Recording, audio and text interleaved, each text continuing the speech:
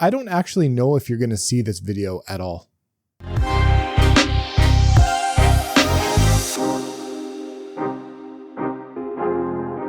Hey guys, welcome back to the channel. My name's Theo. Thank you so much for hanging out. I have kind of a weird one today. As you probably know, some of you may not, my computer completely bit the dust. So I'm using an old laptop that I'm trying to edit on. I'm trying to record. My devices aren't even really connecting properly. It's actually been a bit of a nightmare. So I don't know if you're going to see this video or not. I don't know when the next video is going to come out. This is kind of an experiment. So I have a little bit of a different setup. I'm using an older computer. Mine is basically out for repair, and it's a bit of a warranty issue because some of the hardware is failing and it's actually kind of a big deal. So for now, what I thought I'd do is I got a couple videos coming for you guys. I have a review video for Empire of Silence, which I finished this past month, and I really enjoyed it. And I also have a why you should read or where to start guide with Blake Crouch to kind of celebrate his new book Upgrade having come out July 12th. And I finished that and I loved it. So I wanted to do a little bit of a video about him as an author. He's one of my favorite authors. So that'll be coming out soon. For now, I'm kind of just experimenting. I don't know how quickly I'll be able to get out content, but for now, just bear with me. I really appreciate the support and the patience while I figure this out. Today, I thought I would just do a tag video just to see how this turns out. And again, if the audio sucks or if, for some reason this isn't able to be finished, you'll never see it. But in case this worked, and in case you're watching this video right now, I'm going to do a tag video. And I was tagged by my wonderful friend, Jordan LaMagna. Go check out her channel if you haven't yet, please. I'll put a link in the description. Her content is awesome. She uploads so regularly. She's such a breath of fresh air. She has, different takes on certain books. She's awesome. You'll love her. Go check her out. She tagged me in the Get to Know the Fantasy Reader tag. And basically what that is a bunch of questions to kind of, understand my reading tastes, how I started in fantasy, the types of books that I like to read, and the types of fantasy that I might recommend to people. By the way, guys, we're in the middle of a heat wave, and in order to keep the audio sounding okay, I don't have my AC on and I don't have a fan on. I don't have anything on. So if I start to glisten, you kind of know why. And hopefully you guys will get some more content from me sooner than later and a couple reviews. I know that I've been keen to get out some, overall thoughts on books and some reviews. So without further ado, let's go ahead. First question, what is your fantasy origin story? Basically, what kind of books got you into fantasy? Well, for me, I'm a lot like most people in the fact that I started with, I probably started in elementary school. I was probably a little bit too young for these books, but I started with Goosebumps. I actually started with, I guess, what's considered kind of middle grade or younger horror. I loved Goosebumps. I have fond memories of my mom picking me up from school. Every other Friday we would go to the bookstore and pick up a new Goosebumps book. I remember borrowing a friend of mine's and absolutely loving it. My mom didn't really know what Goosebumps was at the time. So I got into that. I got into a little bit of, whatever else R.L. Stine was putting out and the kind of choose your own adventure story, which was really fun. And I also read Animorphs. And then as I got older, I, of course, discovered Harry Potter, fell in love with Harry Potter and that world. As I dove into more fantasy, I read The Hobbit, which I liked, but interestingly enough, I'll be reading The Lord of the Rings this year for the first time. For some reason, I didn't continue on with Lord of the Rings. I just read The Hobbit. So once I read The Hobbit, it's actually kind of funny because I went into the Shannara series, which is kind of very derivative of Lord of the Rings. Like the first couple Shannara books are very, very derivative of Tolkien. And I had no idea because I had never really read Lord of the Rings, but I kind of understood that. I obviously know who Gandalf is. And in the Shannara books, I believe his name is, the wizard's name is Alanon. And so I kind of understood just through pop culture and that kind of stuff, what Lord of the Rings was and who some of these characters were. And so I can kind of understand the derivative nature of those books, but I loved them. They really got me into fantasy when I was younger. And then I took a long break of reading basically anything, but that's how I started. Question number 2 is, if you could be a hero in a story, who would be the author and what trope would you insist on? I probably would insist on being a hero in one of John Gwynn's books. I love John Gwynn. He's one of my favorite fantasy authors. I think his books have a tremendous amount of heart in them. I would love to be, a hero or part of a crew in one of John Gwynn's stories on a quest, trying to do good for the world or maybe bad, depending on, what crew I'm part of. But just, he has a lot of themes of found family in his books and things like that. And I really like a found family theme.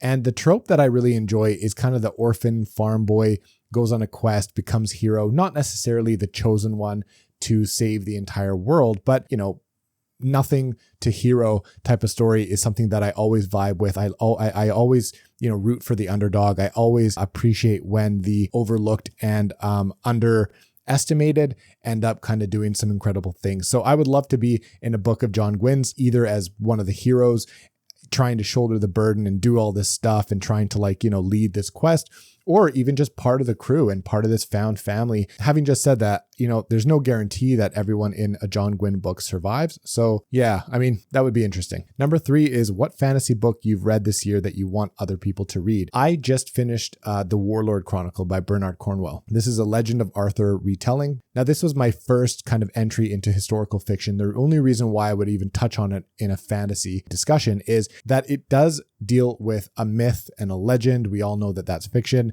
And it has a lot of kind of hints of magic in it. There's Merlin. It's kind of told in a very realistic way as to, how this magic would have been explained, but it is a little mystical. It has that mysticism, that magic, that different kind of element that makes, fantasy kind of special. So it had a little bit of a fantasy twist for me. And so I would recommend that people read that.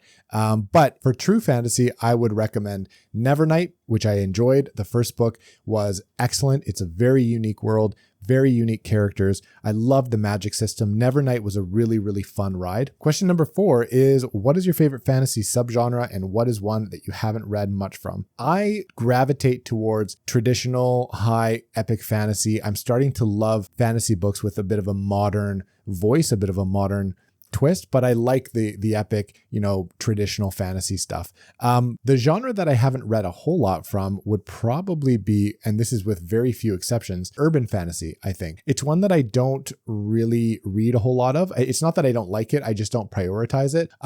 Dresden comes to mind as an excellent example of something that I do enjoy. I just, outside of Dresden and, I've heard that the Fond du Lis series, Jade City and all those books are very urban fantasy as well.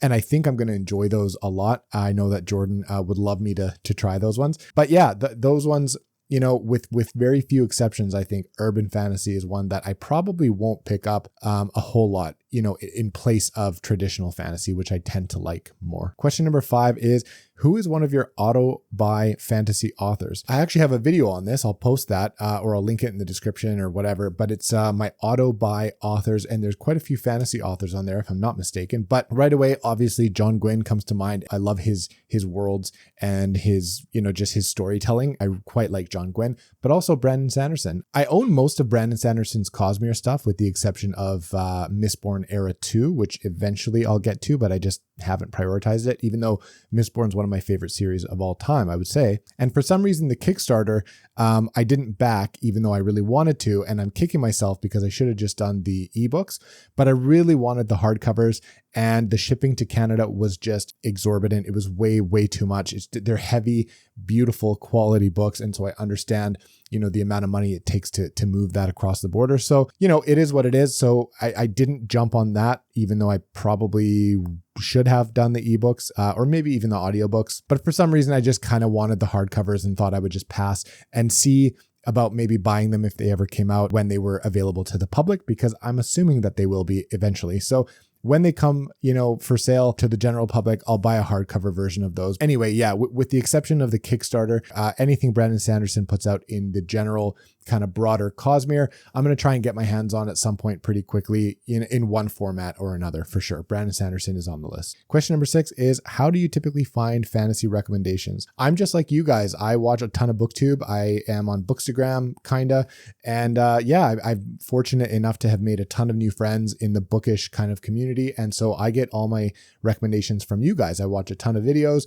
Every video I watch, I tend to add a bunch of stuff to my TBR, and it's ever growing and I can barely keep up, but I like having a list to go to. It's better to have a list of more books to try than be scrambling for a recommendation. So every video I watch, I come away with a ton of recommendations. And so that's typically how I get mine. Question number 7 is upcoming fantasy release you're excited about. I know that Brandon Sanderson is coming out with The Lost Metal, and I'm thrilled for fans of those books, and I'm just not quite caught up yet. So I'm going to, maybe not get overly excited for that one because I have a bit of reading to do before I can read that one. But Fairy Tale by Stephen King is coming out out in the fall, I believe. And I know Stephen King fans are over the moon that we're getting this book and that it's going to be a kind of a portal fantasy from what I understand. I'm still wondering if it's going to have a tie-in to his other books or The Dark Tower, which I haven't read yet. So I'm kind of waiting to see. That one might be one that I'll be able to jump on right away and read with fans, when it comes out. But in the odd chance that it's very, very tied to his multiverse and I have to wait, it kind of is what it is, but I'm excited to pick that up. I'll obviously go buy it right when it comes out and hopefully I can read it around release time. Question number 8 is, what is one misconception about fantasy you would like to lay to rest? My answer is probably going to be the same as what most of your answers would be. And that is, as fantasy readers, there's always this misconception that fantasy literature, fantasy books are in some way lesser or, not as smart or not as good in terms of writing, and fantasy is more silly and serves maybe a more imaginative and younger audience and can't really be taken seriously. Or maybe that fantasy is all about sword and sorcery and dragons and monsters and creatures and gnomes and elves and all this kind of stuff, and that it can't incorporate themes and powerful emotion. And, I don't know, just the fact that it can't do as much as regular or proper literature. I just think that that's complete crap. And I've read some incredible fantasy books in the last year or two. And I've read some authors whose writing would, I think, challenge some of the best writers, ever. And so, yeah, to me, it's just kind of, read what you like, read what you enjoy. And in every genre, there's probably going to be good and bad. And I think when you're talking about the best of the best in, every genre, I think there's tons to be impressed with. So screw it, just read whatever you want. Question number 9 is, if someone that doesn't read a lot of fantasy asks for a recommendation,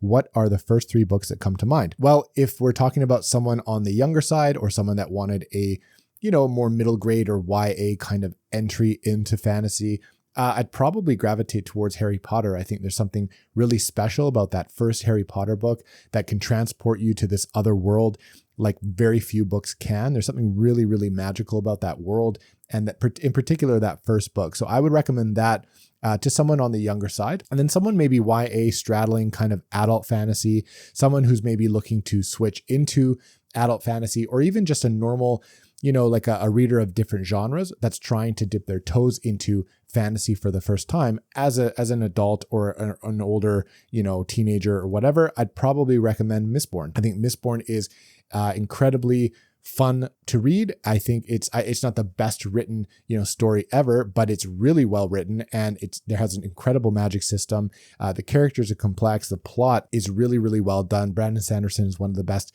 plotters that I've read, I think. And so Mistborn can really impress someone as an introduction to fantasy, and I think get someone hooked who hasn't really tried much before. And then for someone who's a little bit older and maybe a little bit more well-read in other genres and just wants to try a little bit of, the best of the best, maybe classic fantasy to see kind of what all the, what it's all about, I would probably recommend The Hobbit. I'd recommend a little bit of Tolkien. I haven't read Lord of the Rings, but I can definitely recommend The Hobbit as a decent place to start. I think The Hobbit is a good example of what can make a fantasy world and fantasy characters and stuff, so fun to explore, and a bit of a tease of this broader world and stuff that there is to explore if you want to. So if they enjoyed The Hobbit, there's all the Lord of the Rings books to go ahead and try. So yeah, The Hobbit is definitely one. And then for people that don't really like the traditional like sword and sorcery type of stuff, I might guide them towards a little bit of urban fantasy and maybe some Dresden books. I think they're great. People that like thrillers